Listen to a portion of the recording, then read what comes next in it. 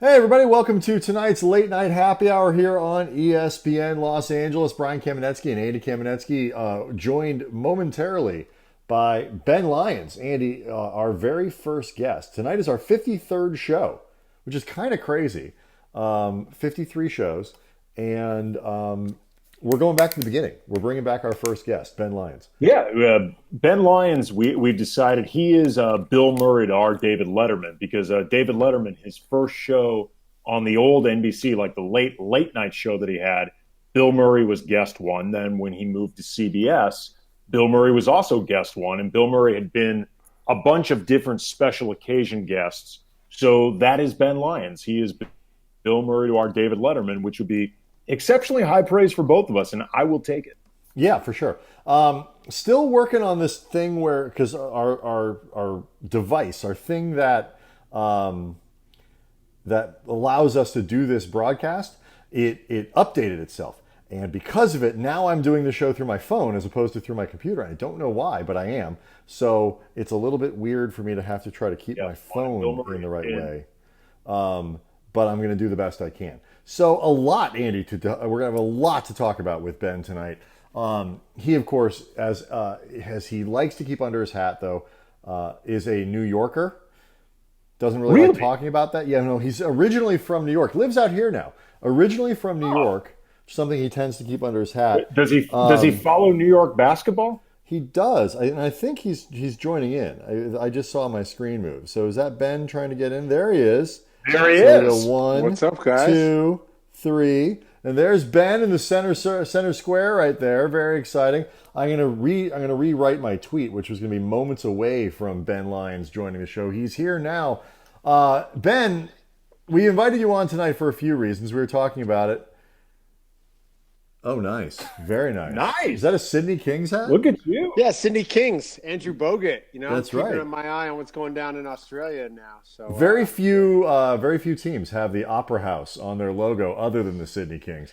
Nothing strikes fear in the heart of an opponent like culture. I'm not hearing Ben for some reason. I don't know. Drop out and come back. That sometimes helps. Okay. Right. So, Ben, we have a lot of reasons that we invite you on. The first one, obviously, it's our 53rd show. And whenever that happens, whenever you have a 53rd show, you always go back and you invite somebody who was there at the beginning. That's you. So it's tradition. And, we're all Jews and we love tradition. That's just how we roll. So now, Andy, talk to Andy. Tradition. Ben, say something to Andy. Happy 50th show, guys. I'm really honored to be able to celebrate with you. Now I can hear Ben. All right, perfect. Also, Ben, other reasons we invite you. Really First of hear all, you guys. oh, now you can't hear us? You sound like you're a little underwater. Oh, Should I sorry. try to leave the room and come back? Yeah, why not? We'll come back. It's a happy hour. Why not? All right, I'll be back. All right, there goes All Ben. right. And as soon as Ben gets back, Andy, I've got visual effects that we're going to work here. Not off to a rousing start quite yet, but Ben will come back. Here he comes. I'm just going to hit the button again. Here goes A, Wow. B, and C. Look at this. This is like Ben's J-Lo moment. He's got a costume change already. We're 3 minutes into this show. And that's an old school Memphis Grizzlies hat. Very good. What else you got, Bryant Reeves? He still can't hear us.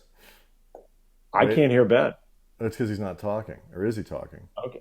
He is talking. I can't hear him. Are you muted? Neither one of us can hear him. Make sure you're not muted. I'll text him and say make sure he's not muted. It's a good outlet. That is a strong outlet. Muted. He says he's not muted. Interesting. I like that you went from Sydney Kings to Memphis Grizzlies, or Vancouver Grizzlies, I think. That was old school. And now just what appears to be a black hat. And here he goes to the 2017 NBA Finals. Finals that did not feature his New York Knicks. I feel like if Ben has enough hats, it may not matter if we can hear him or not. No, this might be better. How many? Does he have an hour's worth of hats? Here we go. I feel like he does. I feel like Ben actually has enough hats that we can do that. It's essentially a silent movie. Man, I wish I knew. I'm afraid if I leave the room and come back, the whole show stops. I'm fairly sure that's actually what happens. I think that is what happened. All right, so Ben's going to try and come back. That's a lot of It may be what's required, Andy, of course, technically speaking, but then that's still not a good solution to the problem. All right, here we go. Fingers crossed. 1, a lot of hats. 2, 3. Ben Lyons. Ah!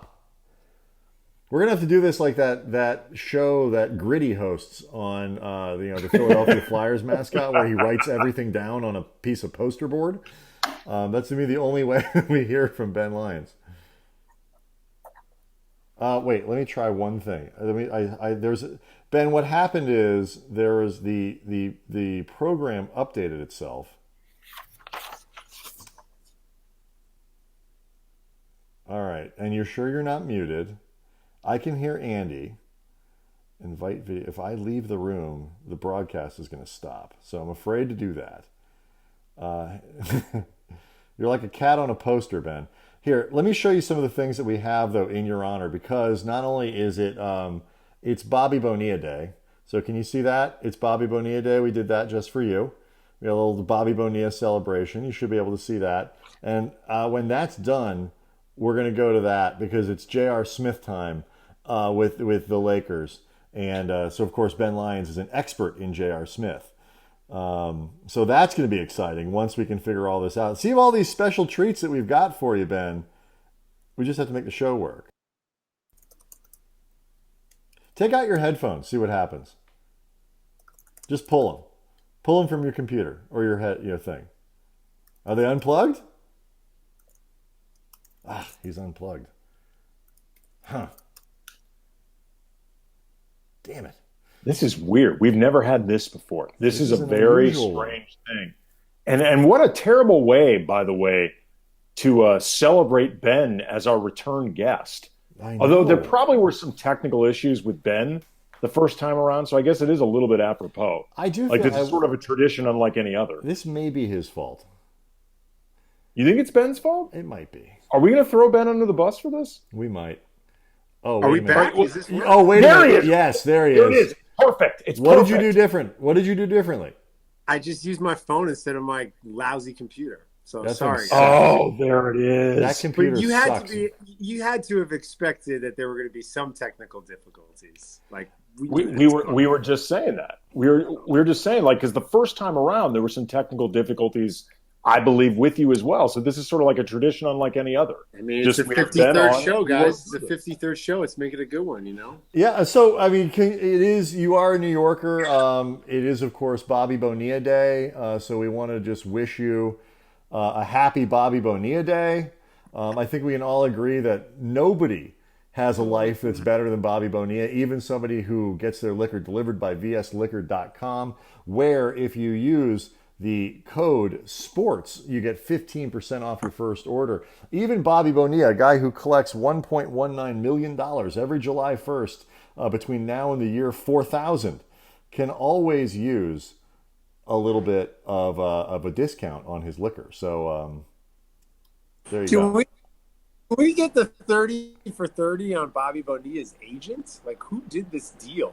Well, you know how this happened. Who are their other clients? This is I don't really know. It's all Bernie Madoff stuff. Like, this is something that the Mets agreed to when they thought that they were going to be rolling in money forever. And so they just agreed to pay him out $1.9 million, 1.19 for the next, like, 30 years. It's a great day. It's a great day for America. It's a great day for Bobby. Great day for the New York Yankee fans out there who just love seeing the Mets reminded of this day. It's a reminder to all of us, right? It's like, play the long game, right? You're in it to win it. Don't take that short money. It's unbelievable. Go ahead, Eddie. The idea, though, of knowing every year, like once a year, every year, you're going to wake up $1 million richer no matter what you do. Like, everything that you screw up the other 364 days will not get in the way of you being $1 million richer. Like, that's an amazing feeling. That's an amazing situation. Not like out there showing us what he's doing with that money. Where is he on social media? Is he taking his check and doing stuff with it? Like, we don't really know. We just know it's kind of out there in the ethos.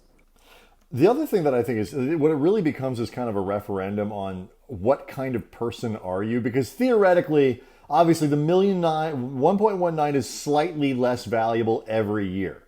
But the flip side is, like Andy says, you know it's coming every year. So are you the type of person who is better off getting the lump sum payment where you get more net, it's worth more to you, or would you rather take a little bit less but know that you always have that million coming? If I'm already rich, especially, I'd rather know that the million's coming every year. Yeah, I love knowing the millions coming every year because then I can just roll the dice with the other 364 days of the year, right? Like, as long as I'm staying above a million for those 364, I'm going to take some big swings. So, But you just have to avoid going like way into debt, because even if you run your stuff down, I got 1.2 coming. Like, I just think that's an incredible luxury. If I was the guy who won the lottery, I wouldn't take the lump sum, I don't think. I think I would take the yearly payout, even though it's worth like significantly less. I like the stability of that. Okay, interesting. Very interesting. Ben, you raised the idea that, we don't know what Bobby Bonilla is doing. Like, is he on social media, whatever? Did a quick search on Twitter. He is, in fact, on social media. You can find him at Grand CRU5. That is Bobby Bonilla with a check mark. His right under his name, if you want it all, you'll never have enough. So I think that's kind of interesting in and of itself. Mm-hmm. Like, the idea that you want it all. If you get too greedy, you'll never have enough. He had the long-term vision for his money, but also he is a better person, I think, than all three of us, because I started doing a deep dive through his tweets, and he only has 84 of them. He's not a very prolific tweeter, but he never, on July 1st, at least the last few years, he's never celebrated or even acknowledged Bobby Bonilla Day. Because I know if I were Bobby Bonilla, I would at least be subtweeting my own holiday.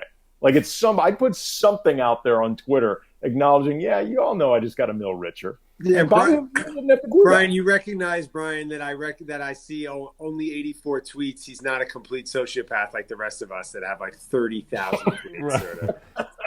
But I would absolutely have my calendar remind me, though, like that tomorrow is Bobby Bonilla Day. Were I Bobby Bonilla? I have my calendar that reminds me on Bobby Bonilla Day, so I can post some stuff because I think it's really one of the great stories in sports. So thanks for starting the show that way, guys. We have upcoming a game, Ben, that I think you'll enjoy, because it became official today that J.R. Smith, former Knick great, I think you could even say, shot 38% on Sundays at the Garden. There you go. Is officially a Laker now, and they'll be taking him to Orlando along with Dion Waiters, and so this is, I think, a momentous occasion for the Lakers. We are going to play J.R. Smith trivia later in the show and find out who knows more about his Knicks tenure, you or Andy. So that's going to be upcoming, and if you lose, Ben, I think that could be one of the worst moments of your life. Depends if the questions are about on the court or off the court activities. They are it's all about his statistical output and plus some other Knicks trivia mixed in there, like stealth Knicks trivia. What was the pipe era? Was that the Knicks or was that Cleveland? That was the Knicks. The shoelaces were the Knicks. The driving a $400,000 Israeli military tank around New York City was with the Knicks. Yeah, there's a lot of great moments. Are you at all disappointed that because of the pandemic that some of these things just are not going to be repeatable in Los Angeles? In Los Angeles for JR, but I mean, who knows what the bubble provides opportunity for? This is a man who came into the NBA Finals on a hoverboard, right? So this is That's true. This is going to be really exciting for and us the pandemic tournament is like 90% downtime, so it's like he can't leave. But what can be brought in for JR, like specifically? I don't know. Is Chris in the bubble? Does his brother get in the bubble? Not initial. What are the rules about that? Can you bring your I don't know. I think talking about Bobby BYOB? Bonilla Day, I think that guy's still on the payroll for the Knicks. The Knicks paid that guy $2 million. To make sure people understand, you're talking about Chris Smith, JR's Yeah. brother, who Yeah. had a brief stint basically to appease JR. The worst player in NBA history? Chris Smith? I don't think you could have a much worse run than being the Ozzie Canseco to Jose of J.R. Smith. I just think it's amazing. Like, let's think about, like, Giannis has two brothers in the league because he's Giannis, and it's the best way to tamper. Like, I think we can all agree. I mean, it doesn't hurt. Which one, I don't even forget. I forget which one we have. We have Costas, right, in LA. Yes, we have Costas. The And Knicks then had the Theonis. Knicks had Theonis, and Theonis is now. Where is Theonis now? I was on deck to win the Dallas. championship. Dallas. Okay, Dallas. There you Pretty go. sure he's in Dallas. So that's a thing. And but like, you remember when Goran Dragic demanded that Zoran be put on a roster? Right. I want a 30 for 30 of that. When Goran basically said, if you want to get in the Goran Dragic business, you need to get in the Zoran Dragic business. But Let's like, put them all in a 30 for house with like Dave Franco and Charlie O'Connell, like Seth Meyers' brother, Oh, and just like the whole crew. One of you guys, I don't know which one. It'd be great. but like, is J.R. Smith getting, like, when you think about that, because it was not the first, he didn't invent get my brother in the league, but given like JR's position in the world and, you know, his relative skill and like his juice, like, is JR getting Chris Smith into the league the single greatest like coup ever? Like, talent. That's what I'm saying. The fact that the state of the team that I root for thought that it was in his best interest moving forward to placate to a guy who has an Optimus Prime tattoo on his neck. I mean, it's, you know. you know what it was? That was actually probably the most low-key, overlooked signal of the player empowerment movement. Like when even J.R. Smith can get his brother into the league on a team that's like, okay, let's just say we don't appease J.R. Smith. Like, what are we losing? Like, how much worse is it? It's not like this team needed JR in order to make sure they were ensuring their title chances.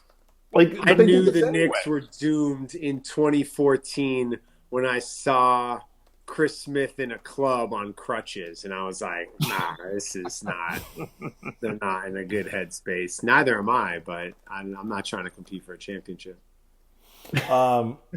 So I think we can all agree that the Lakers aren't signing JR with the same level of expectations that the Knicks had back in the day. Like, you that mean is when not he was this. the sixth man? When he was the sixth man of the year and he had the best year of his career, thanks to Carmelo sharing the basketball. Yes, no, there's different expectations now for JR. However, you know, he fits right in with this cast of made guys. There are no mysteries really outside of Troy Daniels, I suppose. Everybody else He's not on the team. He's not on the Troy team isn't on anymore. the team. He's not on the Remember team, that? right? So No, he's in Denver. He's in Denver? Yeah. Unless Okay, Denver had I to know. wait for something. So there's no mysteries. Everybody's like a made guy on this team. Everybody's been around the block, and yes, he had that famous moment where he had a meltdown, and he had done that before with the Knicks. Actually, I remember the cover of the Daily News. He had done that before, but he's a guy who's played in games, and he's a hooper, and he can hit shots. And if you have to stick him in, and who knows with this COVID bubble of how teams are going to have to adapt and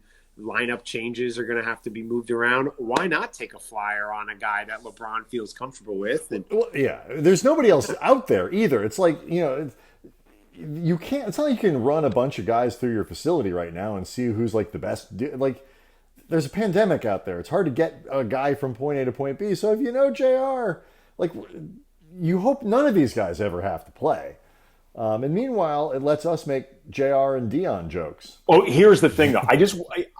I don't know if anybody else noticed this, but the degree to which Ben loves and will automatically, reflexively take up for Carmelo Anthony just came through, where we saw Ben making fun of JR for 5 minutes, but then all of a sudden puff out his chest about the year that JR won Sixth Man of the Year, not to stick up for JR, but to celebrate Melo, the guy who enabled JR to win that award in the first place. Melo wasn't even part of this conversation, but Ben ended up working him in. It's just to provide context. You just got to provide context. No, it wasn't. Melo's your guy. Basketball history. I respect this. Melo's your guy.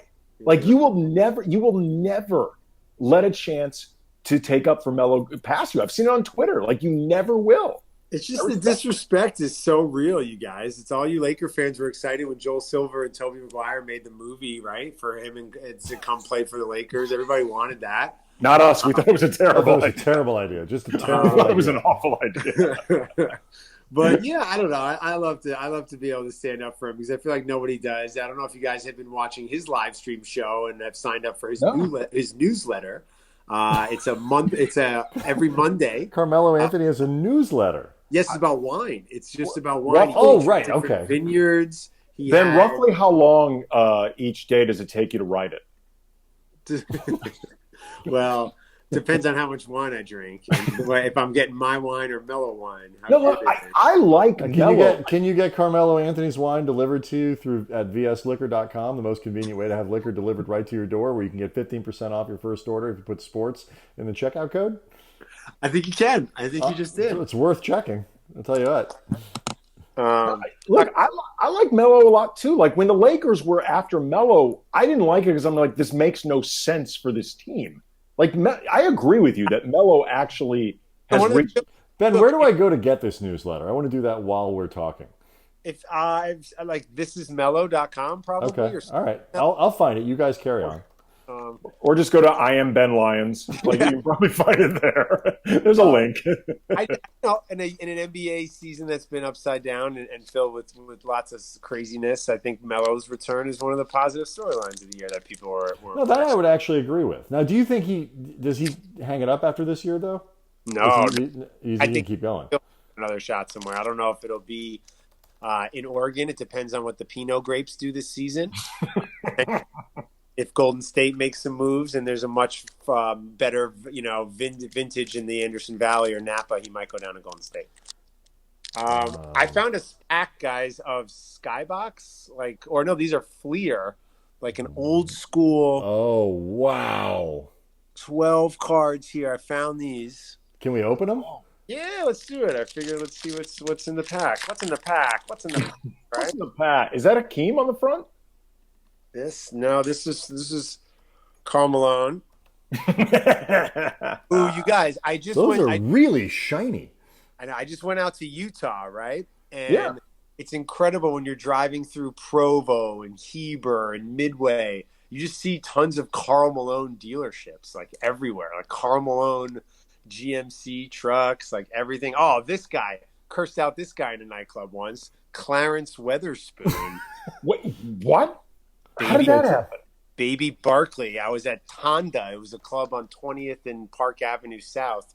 And the Knicks were 18 games under 500 at this.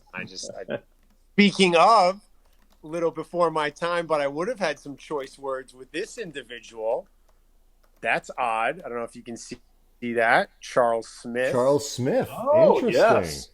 Yes. Oh, wow. Oh.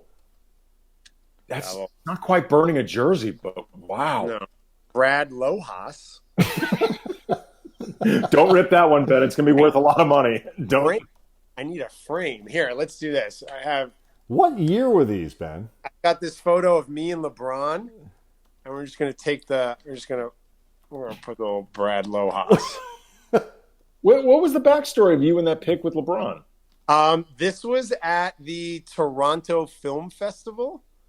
Let's see if that's a better. Was he there for Trainwreck? No, he was there for More Than a Game. The story about him that Chris Bellman directed about him in high school and his buddies from high school. So that was we shut down. It was in the middle of some big square. Nike blew out a whole thing, but he was at the film festival. Yes, here we go. Happy hour, big game, James. There you go. Nice. Very excited. I was just with Big Game on Monday. Actually, I just did a profile on him for Golf Digest. I was just going to ask, was it on a golf course? It was. Yes, I have a profile on his love of golf for Golf Digest next month. I've heard he's good. Did you see him play? Yeah, I've played with him a bunch over the years. He's really good. And here's the difference: guys like us, we're just happy to find 4 hours to be able to play golf, right? James goes and plays 4 hours of golf and then goes directly to the driving range and works on his long irons for an hour and a half. It's like this. Athletes, professional athletes. It's what they do. They want to. They like Kobe, for example. Unless things changed, I remember hearing that he refused to take up golf because he's like, I'm bad at it, and I don't have the time to become good at it. But I'm not going to do any type of sport that I'm bad at. So unless things changed, unless he eventually found the time, the way I heard it, Kobe didn't play golf because he's just like, I'm not going to stand for the idea of an athletic competition that I'm bad at. Did you really curse out Clarence Weatherspoon at a club? I did. At Tonda. Yes, I did. I screamed at him. I was like 20. For the Knicks being bad? Like, that was the reason? That was Clarence Weatherspoon's fault? I don't know. Baby Barkley. Detlef Shrimp, he was really good on. He was. Detlef was good. He was very good on that. Somebody the other day asked me, Ryan Hollins was tweeting out something about Jason Kidd being the coach of the Knicks, and I know there's talks, and he might be the bridge to Giannis. Let me be the first to say that's insane, and it's not going to happen. I would like to see this guy get a shot as coach of the Knicks. Is that Kenny Smith? Kenny Smith? Yeah, that wouldn't be bad. Do you think he wants to? Kenny Smith has such a great gig. Like, I wondered, would you leave that to go to an organization that isn't rock solid? Like, do you do that? I mean, he's from New York. He's got family. He's got young kids. So I think raising them in the city, he'd be into. I think you're right. The idea, if you're going to leave that cushy job with Shaq and Charles, it's got to be for a great situation. I mean, is that a great situation, Ben? No, of course not. But people are tempted with looking into Medusa's eyes, right? Like, people are, it's something bad's going to happen, but you still can't. It's like, you got to take a peek. So Kenny's met with them a few times. I know he met with Detroit as well 2 summers ago. I don't know. Maybe it's a negotiating ploy with Turner. Maybe he's actually interested. I like the idea of it. This guy's been a great coach. I think he's in the conversation for Coach of the Year. Can't see it. It's so shiny. These cards are so shiny. Nate McMillan. Nate McMillan. Yeah. Very underrated player. He was an underrated player. Like, those Peyton McMillan backcourts, they were really, really good. They kind of get forgotten about with Peyton and Kemp. He never scored more than 8 points a game. Let's relax. No, but he was good, though. He was a good player. He was a good defender. He could play. Better than you, Lyons. Buck Williams? No. Are you talking about the guy who can shut down Marcelo Huertas? I beg to differ. I never heard of this guy. Nigel Knight? I don't know him. No idea. Like, that guy's got a basketball card. We have no idea who that guy is. He's on a basketball card. Yeah, like, that's pretty cool. Yeah. By the way, Ben, put some respect on Nate McMillan's name. 2-time All-Defense. Yeah. Put some respect on the guy's name. No doubt. He could probably lock up Huertas. No, I mean, I think whoever the guest is on episode 54 could lock up Huertas.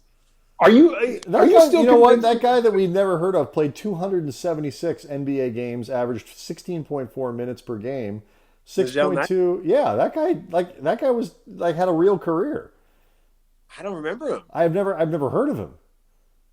I have no idea who that is. My apologies to the Knight family. No, all good. But then we got this guy.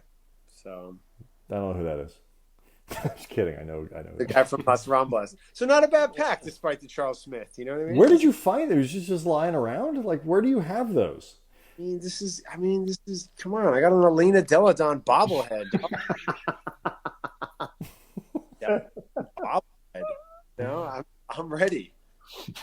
So for what? For what?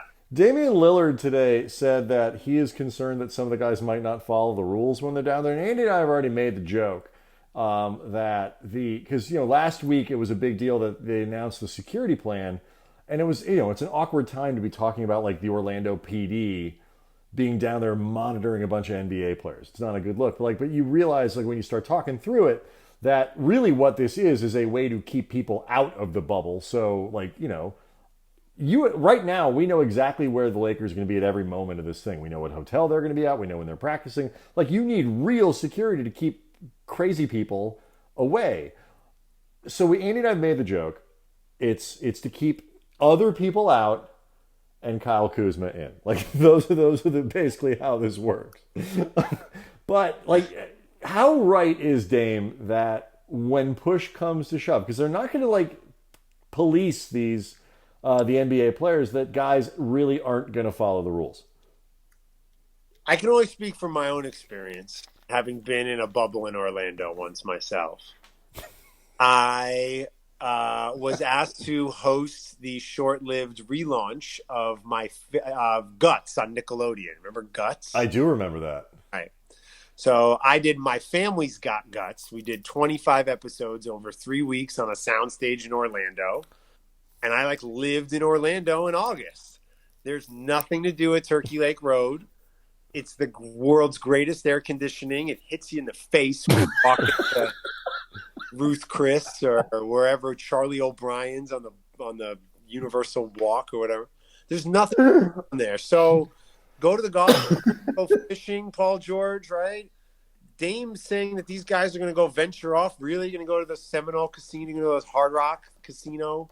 Really? Like, I don't know. I think guys might wander off to in trying to just kind of blow off some steam somehow. But what trouble are you getting into, like, for fun in a traditional NBA sense?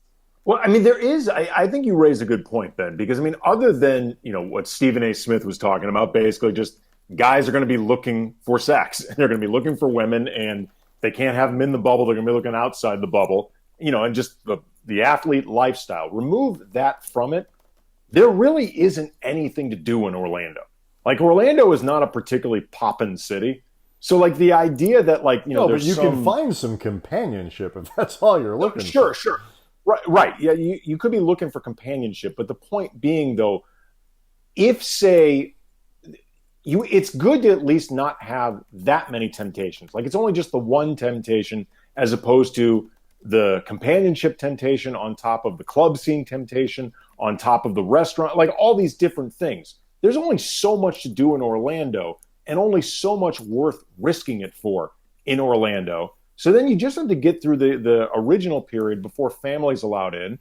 And then there's going to be some very loose definition of family in terms of the people being brought in. A lot of cousins. Hey, guys, you know this from covering the league, especially around the postseason. When guys are on the road or they travel, they have a series, like, you don't have to worry about getting family tickets. Is the hotel set up for my kids? Do I have to do all this stuff that, players deal with when the travel is part of it? You remove the travel, it removes some of those distractions. But yeah, could there be some players who are looking to ride some rides that are a little bit more exciting than Magic Mountain? I think so. Yeah, I mean, Brian and I have been joking for a while that, like, there's going to be a lot of people who you learn, I didn't realize he had 3 sisters and they're all sharing a room. Like, it didn't actually give them separate rooms. They're all. What is it? It's how it works in their family. Ferris Bueller, so that's how things are in their family. And Major League Baseball, I feel like this becomes a very NBA conversation because those guys are identified with a certain lifestyle and a certain, way that they enjoy to have recreation. Oh, see, now here's the thing. Now, I will say all the time, and I think almost anybody who covers sports will say, baseball players are by far in this sort of area of sort of dirtbagger. I'm not talking about guys like just running out and cheating on their wives and this, that, whatever. Like, baseball players are the worst, like storing women in every town and all that. And so in that regard, you're right. Like, they're all in Orlando. They can't go anywhere. They're only somewhere. But, like, they're a bunch of 20-something dudes, generally with some money, who have 20-something-year-old appetites and are used to being, being able to... Getting it all. Yes, They're used to being able to have sex a lot, like when they want to. Well, here's the thing. I mean, it's not like all these guys are down there deep into October. Some of these guys are going to be down there for a month, 3 weeks, No, maybe everybody's there for at least a month and a half, basically, if you show up. month and a half. All right. Unless you leave. Unless you leave. So Kuzma, call Josh Hartnett, 40 days, 40 nights sequel. You saw, by the way, the pictures of Kuzma at that record release party, right? I can't keep up with this guy anymore, guys. I can't. The theme of this, I can't get past this because it's so funny to me. The theme of this record release party was they gave out hazmat suits, and guys and the ladies are all in hazmat suits. So basically, the theme of the party is we shouldn't be having a party. It's not safe to have a party. Like, that's the theme of this party. I can't get past this because it's hilarious. Guys, what are we doing here, right? I mean, we want, I don't know, we want to get back to normal life, but we also have to celebrate hazmat parties with Kyle Kuzma. That's just wild. It's a strange I think Brian is correct. The perimeter really does feel in a lot of ways like just, it's a safety measure for Kuzma. But like they can't call it the Kuzma perimeter. They just have to call it security. But what's funny about it too is it's not, we don't need to say that like Kuz doesn't care. Like Kuz takes basketball very seriously. No, he does. He takes basketball really seriously. But he's also, a young 20-something guy. About that life. Right, exactly. Yeah. So here's where I think LeBron is a real advantage for the Lakers. LeBron kind of lives his life like he's like the ultimate camp counselor. Like the guy loves activities, events, group bonding, trips to Napa. You know what I mean? Everyone go. I think he's going to do well in Orlando with like a fishing trip for the day, a golf for the day. If you can do these like team activities, rent out a restaurant and have all the wine in Orlando. You know what I mean? Like I think he'll do well in that situation. He likes those environments where some of the other guys might just, all be off on their own adventures. Let's try this real quick. I just want, because I feel like this will be something that you'll appreciate if we kind of give you this configuration here. We'll put JR there. We'll put you in the middle. And we'll put Bobby Bonilla on the right. Now, as a New Yorker, like this makes you feel good, right? That you look at this, and this is everything that you need. Like this would be your talk show. Like if you could do this as your panel, you would, right? I think we just saw the numbers go down and down and down, down into the toilet. But unfortunately, guys, this is a show from... Sadly, there was just a drop in the Periscope. Like, literally, there was a drop in the Periscope with those two guys up there and Ben in the Knicks hat. No, it's a show from the past. Abort! That's a show from the past. All I have in terms of my New York sports fandom is things that happened before I could shave. Okay, well, you know what, dude? We were talking about this before, because the question about Kenny Smith leaving the TNT gig to go coach the Knicks seems absolutely ludicrous. But, new dudes in charge. Worldwide Wes is there and the Leon Rose. Can the Knicks actually, the Lakers, it wasn't that long ago. It was last summer. We were talking about the Lakers as a tire fire. So like, are we at a place where the Knicks could learn a lot from what the Lakers have done? There's a blueprint there. It'd be nice to get 3 number 2 picks in 4 years. That would work out nicely. For the first time in my lifetime, the New York Knicks have all of their future first-round draft picks and then some from the Dallas Porzingis trade. So you don't blow those. You actually use them for either a trade or, as Mitch used to say, well, we'll either draft a player. We'll draft a player or trade them. 3 ways you improve a team, through the draft, through free agency, or through trade. Things the Knicks don't have bad ones of yet. They don't have any bad contracts. They don't have any picks that go to Phoenix for the Jared Mustaf trade or something, So I don't even know who that is. Wow. I don't know what a Jared Mustaf. But then again, I didn't know who Nigel Knight was, and he turned out to play 267 NBA games. So, yeah, could it happen? Sure. But listen, Brian, this is an organization that after they've decided to not let Woody Allen go through the secret entrance, they thought it would be a good idea not to let Spike go. Maybe they And just don't. Maybe they just don't like movies. or maybe they also don't have an understanding of what the hell's going on in America by not being able to come out and say Black Lives Matter. Yeah. It's really been one thing after the other with the Knicks, and just when you think it's rock bottom, something else comes up. So I'm sure whether it's Steve Stout's appearance on First Take or whatever the latest thing will be, there'll be something coming out soon. All right, let's do this now because we want to get to a little bit of Hollywood movie stuff before the end of the show, and I want to make sure we get a chance to play the game that I prepared.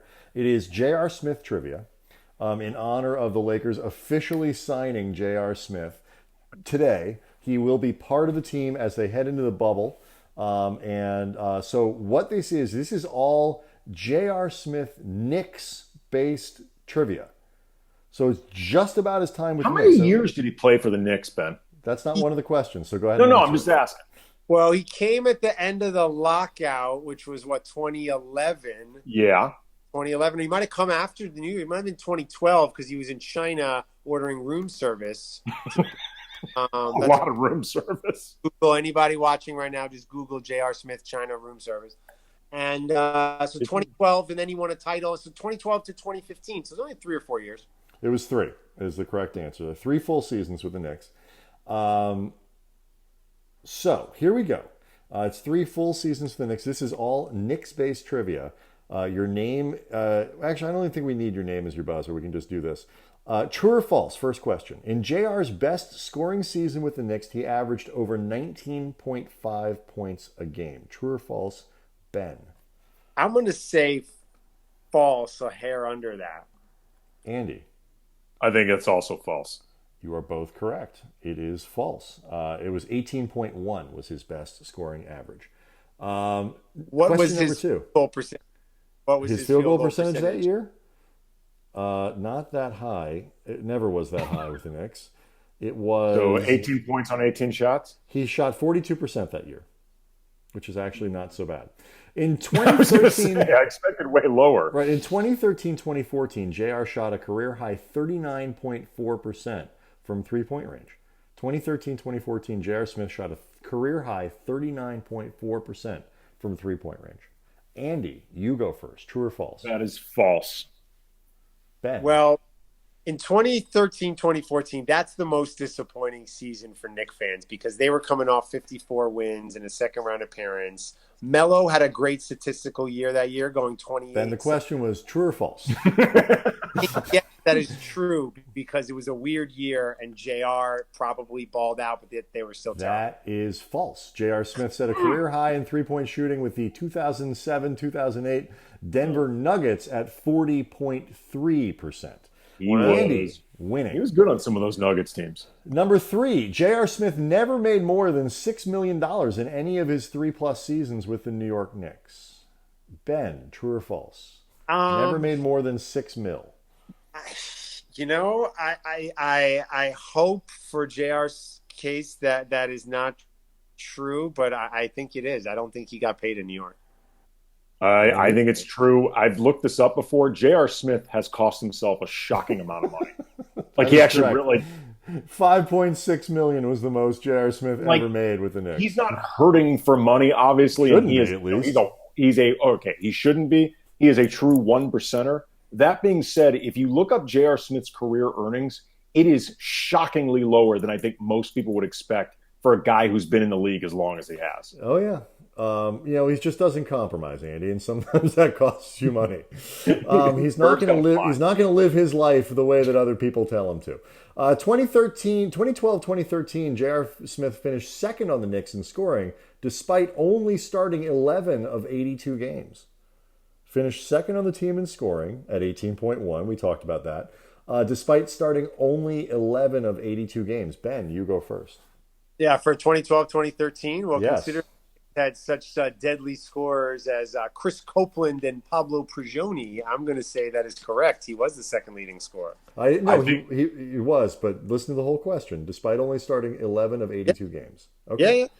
6th man of the year. In. I'm going to say that's also true. Ben seems very confident on this You're one. both wrong. He didn't start a single game that year. 0 of 82 games. Not a single start for JR that year. Wow. Yeah. Again, Feels awfully ticky-tacky. I got to be honest. Like if it had been 10, like if he'd started 10 games as opposed to 11, would we lose? Like that's No, he kind of didn't weak. start. He started 0. He I started know, no but I'm saying games. like 11 versus 0, like that's Okay, fine, 52. This is the reason why Mike Woodson's name is being thrown around again as a possible coach because of this genius plan. Despite making 288 three-pointers over the course of his playoff career, Smith hit only 23 as a Knick, shooting 24.5% from three-point land over 16 games as a Knick. True or false, Andy? I think that's false. All right, Ben? Sure. I mean, he was terrible. He wore all black in game 5, and then they lost. That is 100% true. He hit 23 three-pointers in his 16 postseason games as a Knick, shot 24.5% from three. I should have realized that something like this would be put out there just to torture Ben. It's true. I should have realized. Yeah. True. All right, here we go. It's tied at 3. Number 6, or number 7, I should say. Despite his reputation, during the 12-13 season, on a per 36-minute basis, Smith finished second on the team in assist percentage, despite behind only Bino Udrih. So people think that JR never passes, but despite his reputation that season, 2012-2013, finished second on the team in assist percentage behind only Bino Udrih. True or false, Ben? Great table setters on that team, like Ray Felton and Pablo Prigioni, and Shumpert really knew how to move the ball. I'm going to say that that's false. Somebody else had to have some more time. Benno was really number one. Benno was number one in assist percentage, yes. Got to be Prigioni Assist at 2. per 36, yes. Andy? No. I'm going to say that's false. That That sounds is made false. up. He was behind Bino, Felton, Prigioni, and can you name the fourth person for a bonus point, Ben? It's another guard. Oh, okay. Steve. No, Steve Novak doesn't count. Toure Murray. Oh, wow. Much All right. J.R. Smith is second in all-time games behind a guy Okay, let me start this again. J.R. Smith is second in all-time games by a guy named Smith in Knicks history. So he's played the second most games by anyone whose last name is Smith in Knicks history. Who is first? Andy. Got to be Charles Smith first. It's got to be Charles Smith is first. Charles Smith is the correct answer. It is 4-4. We only have a couple questions left. True Again, or false? Hold on, we just have half the Charles Smith card. True or false? J.R. Smith has more shot attempts as a Knick than all other Smiths combined. True. J.R. Smith has more shot attempts as a Knick than all other Smiths combined. True or false? Ben. I think he had more shot attempts than Charles Smith, and we already talked about Chris Smith, who never got in the game. So I think this is like a trick question. I'm going to say it's true. Yeah, he Andy. shot more than I refuse to believe that's not true, even if it's not true. It's true. It is in fact not true, but it just seems so true that I wanted I to refuse include to it. believe that it's All not. right, I it's refuse 4-4, and here's what we're going to do. We're gonna come up with a winner by doing this. Knockout style, name categories where J.R. Smith is the leader among Smiths in Knicks history. We established that he is not the leader in all-time games played. He is behind Charles Smith. Major statistical categories, we're not talking about per or VORP or things like that. But among Smiths who have played for the Knicks, name categories where JR is the all-time leader. We'll start with Ben. Just one at a time. turnovers. No. Charles Smith has more career turnovers Well, than if you JR. count that one play, Oh my God, we got to get a screen grab of you leading in. Looks like a Beastie Boys video. All right, Andy, all you need to do is name one category where J.R. Smith is the all-time leader among New York Knicks, and you beat Ben Lyons in J.R. Smith Knicks trivia. Let's hear it. I'm going to say 3-point attempts. 3-point attempts is exactly one of the things. I also would have accepted minutes. J.R. Smith had played more minutes as a Knick than Charles, just not more games. hit you with base is what it is. though. Minutes per game, field goals, field goal attempts. that one. 3-pointers, 3-point attempts. leader among Smiths in assists. So, steals, points, Literally and anything points but per turn- game. Basically everything but turnovers. So, Yeah. Andy Kamenetzky, congratulations. You have beat Excellent. Ben Feel Lyons excited in about the J.R. Smith J.R. era Smith already. trivia. Yeah, no, Um, it's a perfect segue into this next chapter and in a basketball journey unlike any other. So enjoy as he becomes a Laker and hoists a championship in front of a gym of nobody. Wow, now you're bitter. Jeez, man. I mean, he adds to the list of ex-Knicks who go on to win championships. There's a laundry list. Look at him praying to the heavens for another title this time with the Lakers. Look at the people behind him. You got Tyson Chandler, Kenyon Martin. Is that Quentin Richardson? Yeah, it might have been. Is that yeah, Q? he came back a second time. Right, he did. Yeah, come back no, a that's second Q. That's absolutely Q. Yeah, Framed up pretty nice there in the crook of JR's arm. Guys, when I was at the NBA Finals in 2018 and saw Nick Young guarding J.R. Smith, I didn't think basketball could get any better.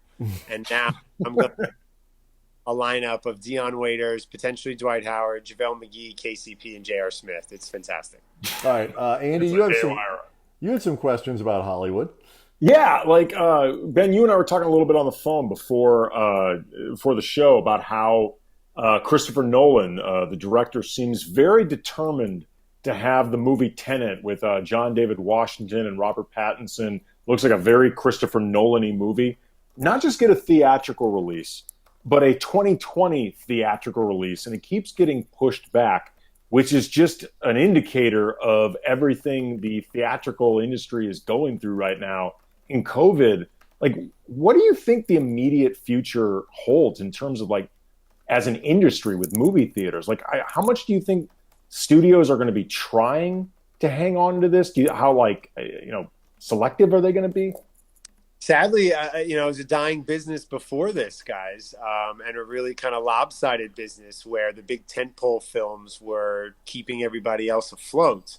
Star Wars and the Avengers could keep the ArcLight open because Stuber wasn't bringing in the big bucks. So, I think you're going to see a resurgence in. Am I losing you? Are we clear? No. We're good. We're just listening. No, we're going to see a resurgence in drive-ins. Like, honestly, like down the street here, Pasadena, the Rose Bowl, they just did a deal with Tribeca Cinemas. They're going to be doing drive-in movies Thursday, Friday, Saturday, Sunday, all That's summer. a great idea. That's a really great idea. Gordon, Michael B. just partnered with the ArcLight to do a drive-in theater, and I think San Bernardino, maybe. Okay. And he'll be programming movies at a drive-in all summer, vintage titles, new titles. So I think the traditional theater experience is, I know that we all love it, and you guys really love it as parents too, something to do on the weekends with the kids. That's going to be gone. It really is. And I think you'll see specialty theaters. You'll see maybe configured seating but I'm really bummed because there's nothing I love more on a Friday night than seeing a movie I've been reading about for years and going in the theater or going to a film festival and packing into a makeshift theater. Taking pictures with LeBron. I mean, that's just what you do. Nothing says independent cinema like this. Well, the thing that I really have disliked about seeing, the everything moving more towards, streaming or, people waiting for Netflix, that sort of thing, is just that communal experience. Like, we're losing it, especially like in a world where it feels like we're becoming more isolated anyway. Like, even before quarantine, and COVID pushed us all into our own homes, it felt like we were losing a lot of just that interactive life, like that had been going away. And movies was always one of the ways that we came together, and we may be losing that. And I don't like seeing that. I think it actually affects movies. Like and when you go to the drive-through or drive-in, all people do at the drive-in is make out. So it's like, that doesn't count. No, but it's Andy, you're so right, man. That idea of community being lost, whether it's sports, whether it's these concerts. I know you love going to shows, whether it's those things that kind of are touch points in our lives that we can use as the demarcation of time. If we lose those and we're just watching The Five Bloods on our own time and you're not in the right headspace to watch it like I am, and then we can't really have a conversation about the latest Spike Lee film. Like, we all miss that experience so much of going to the theater. But I think we have to come to terms with the fact that it's not going to look the same ever again. But you know And what? But how much of this is just an accelerant, Ben? Because it was getting hard to go to the theater. Like, yeah, you know, you sure, talk about kid stuff or whatever. Even like, you know, we go to the Cinemark in Baldwin Hills, where for kids it's like $6.50. If you want to get the really fancy screen, like the you know, all the bells and whistles, it's like $7.50. An adult ticket is like $10. It is as inexpensive as you can get. And by the time you get a couple snacks or whatever, it's still like a $40 afternoon, 40 or $50. And if the movie kind of sucks, like that's a bit, you're starting to talk about like a lot of money. You go like a prime time to the Grove or like a big theater or something like that, you're easily spending $100. So well, I feel like some of the stuff is going away. But I think you're going to have now new ways to offer menu items at a different price, right? So let's say I was so excited to see the new 50 Shades of Grey. Like, I'm so excited. I want to go. Such a pervert. Right? Why not charge $100 to see it Thursday night at home? I can invite some friends over or whatever. And then if you want to go see it in the theater, that gives it some momentum going in. Or if you guys are parents and you want to watch Moana 2 at home, you'll pay $60 for that. I mean, people were paying money for Trolls. So it's like the we fight. did it. How much did how much did Trolls cost? It was like $20, right? I think it was $20 to buy. 25 something like that. But then you and keep if you it, think right? about it, that's cheaper No, than you don't keep it. That was a rental. Yes, it was. It was a rental. We did not keep Trolls. Wow. You don't keep it when you go to the ArcLight and watch it for 2 hours, right? Well, I do, but you know, little iPhone action right there. Take that straight to the streets of Shanghai when I'm done with it. That's the thing, man. It's like, you know, like, will I stay at home and spend $20 to watch a new Scorsese film? But now Scorsese's doing his films on Netflix. And so if the top filmmakers are going to continue to go to the streaming platforms because they know that their work can be made at the level they want it to and get that awards push, I think it's going to be harder and harder for studios to get us to get off the couch, get a babysitter, drive, park, get snacks, buy a ticket, and do the whole thing. There are still people that I'm not sure in The Irishman because I haven't made it that far in the movie. Like the people keep telling me who's in that film. I'm like, I don't think so. I haven't seen him yet. I know Joe Pesci's in it and Robert De Niro. Those are the only two people I know that are in that movie. That's it. But if Spike Lee and Scorsese and Alfonso Cuarón are all coming to Netflix, like, you know, and Ava DuVernay, like, why should anyone else not? Like, it's the top filmmakers in the game. Yeah, I mean, the issue isn't that like Amazon or Hulu or Netflix can't create good quality in that delivery system. A lot of what they do is really good. But again, though, it's that experience of going into the theater, you know, reacting off the reactions of the people seated around you. And also, too, like Brian said, like the expense now of seeing a movie. Like, I remember when I was in like my 20s and even my early 30s, movies were still inexpensive enough that there could be something like, well, it looks all right, but you know what? Why not? Because you're talking about like, you know, $7 to get in the theater. You know, maybe, you know, you could do a matinee for like $5. It's like, well, it doesn't look great. The reviews haven't been great, but I'm curious, why not? Now it's like $15, $20 for it looks okay. I'm not doing it. Like you'd rather wait, and you could probably rent it, then buy it through Amazon Prime for the same amount that it would cost you to go to the theater, park, get a snack.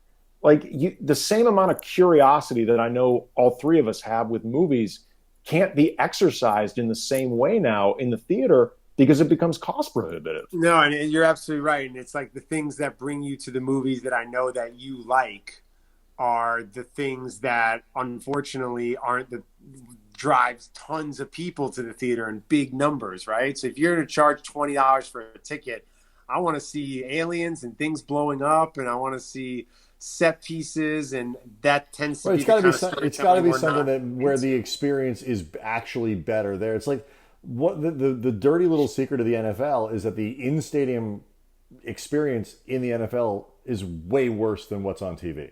Right. Like the TV product is way worse, and what you need with movies, most of the time, movies, you know, the average movie can be watched on a TV and it's fine. Like, you know, it's fun to see things on the big screen, but you don't necessarily have to. There are only some of them now where, you know, especially now in a world where TVs are so good and generally can be pretty big. And you don't have to be really rich anymore to have like a really nice big TV. Like you can get one at Target for $300. I mean, it's like they're not just for super rich people anymore. There are only a handful of movies now that really do need to be seen on a big screen with the surrounds, like, and all that stuff. Like, just there aren't that many. Like a We've TV like gotten this. too good. Here's Yeah. a big TV. Look at that. Look at that television. And like it comes with you like on it. You know what I mean? Yeah. And you're a terribly wealthy man, Ben. I mean, that TV actually is platinum. Like the frame around the screen, it's actually solid platinum. It's hard to tell because like you just look, but like that TV is actually a 200-inch television. It's just the size of Ben's wall. That's also massive. Yeah.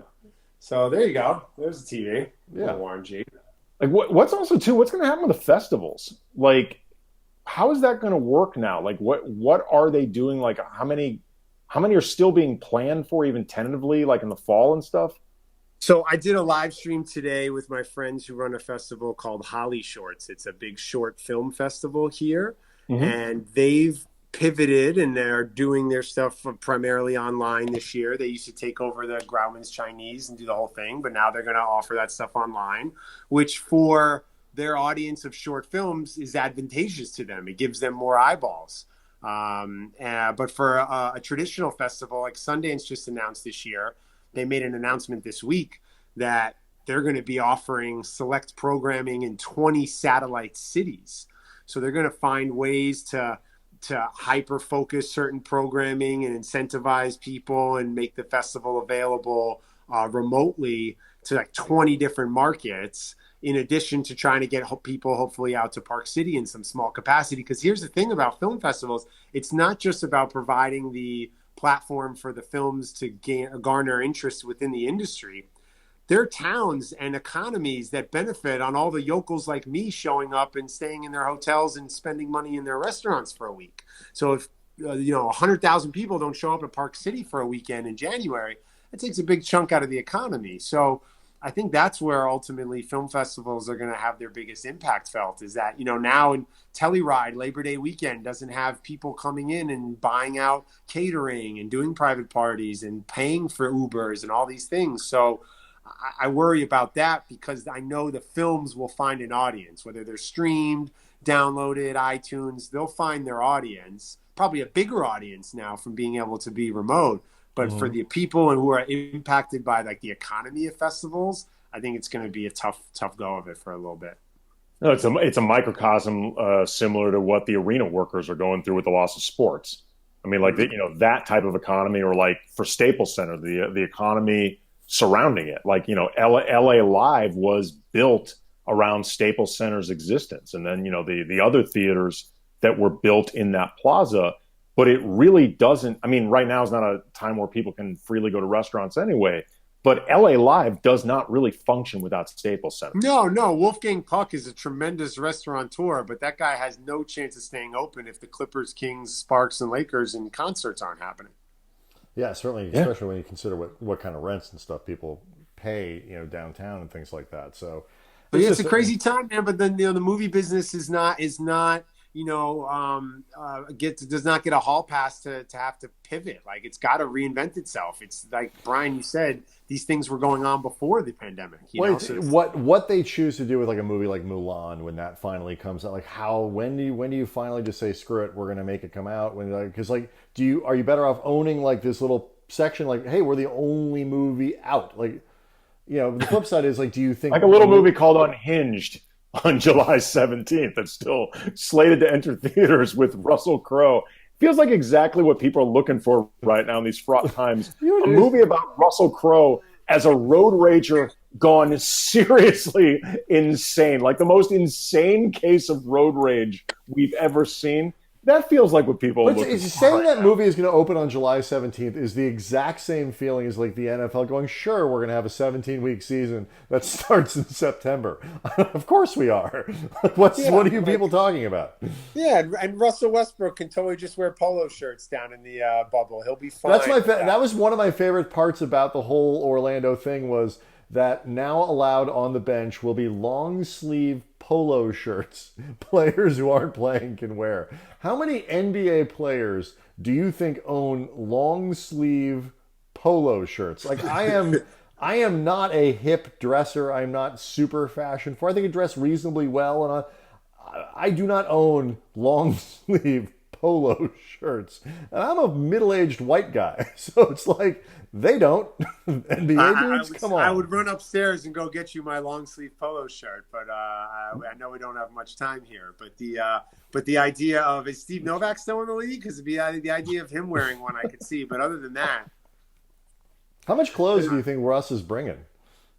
That's the thing, right? I mean, if Houston's going to win a playoff series, we're looking at like 30, 40 outfit changes over the course of it. He's still taking the walk seriously.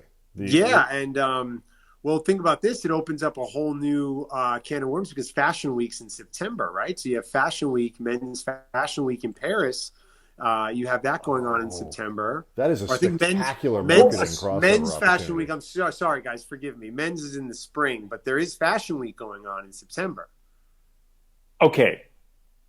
If it's being done like remotely, obviously Russell can figure out participation from Orlando in some way. But and look, we should all root for this because it means that we're getting, gradually better with COVID and getting more of a handle on the virus. If Fashion Week is actually able to happen in France, does it distract Westbrook if he's still inside the bubble? Like is his head elsewhere if Houston's in the middle of the series and he feels like he could be missing Fashion Week? It depends. Are they going to be like on the early set of games or the late set of games? Because they might be live streaming a show from Paris, the time difference, 7 hours ahead of Orlando, the Dior show. I don't know. You might miss that. If you really want to undermine the Rockets as a team, you just start giving away spoilers, like sending pictures to Russ's phone.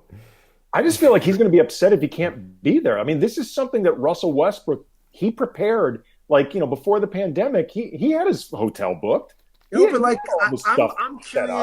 I'm curious with how these guys travel throughout the year and take this fashion stuff this serious with stylists and support. Are they going to have the runway walks and do the whole thing? I don't know, man. Part of me wants this to happen so we can see something we've never seen. But part of me is like, what are we doing here, guys? We're arguing over if Russell's going to be fashionable during a pandemic. I mean, who cares? I want some of these guys walking into these games like Billy Porter at the Met Ball. I just want something completely absurd. I want people going, how the hell did they get that to Orlando? Because there's nothing else for them to do. This is a constructive way to spend. You were worried, Dame Lillard is worried about how they're going to spend their time.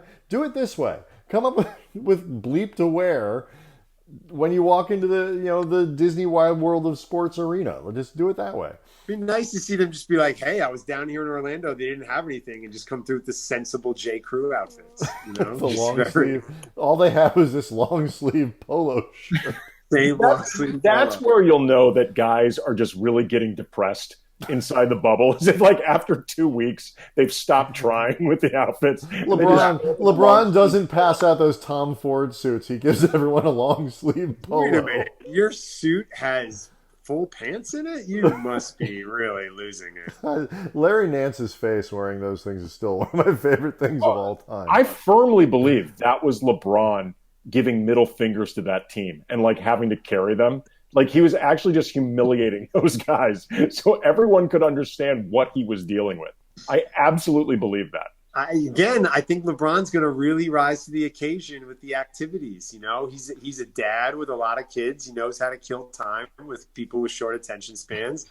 I think he's going to come up with fun team building exercises. We're going to see all the Lakers in face masks chant Taco Tuesday, aren't we, at some point from Orlando? They're all going to be at a long table, socially distanced. 1, 2, 3, Taco Tuesday. I think the social distance thing is important. I actually don't think the Lakers are going to allow anybody within 6 feet of LeBron, including opponents. It's going to be someone's job to make sure nobody ever gets within 6 feet of LeBron James. You think the hand-checking rules are teammates, opponents, nobody gets inside that. He's got his own little bubble. Jared Dudley's down there just to keep people away from LeBron. Right. All right, Ben, we are officially out of time because the thing stops for sure at 11:10. Thank you for coming back on. We will call you again at episode 106 when assuming we're still doing this. It's been 53. This is very exciting. VSLiquor.com, Sydney Kings, 15% off your first order, whether you are a Sydney Kings fan or a Lakers fan. Tomorrow night, Alden Gonzalez, Take Two. We'll try that again with him, talking Major League Baseball and the NFL. Ben Lyons, Thanks, everyone. Thank you. Thanks, buddy. Thanks, guys. Here's the last of the Charles Smith card. Let me just. Ooh, wow. Beef. All right. Beef.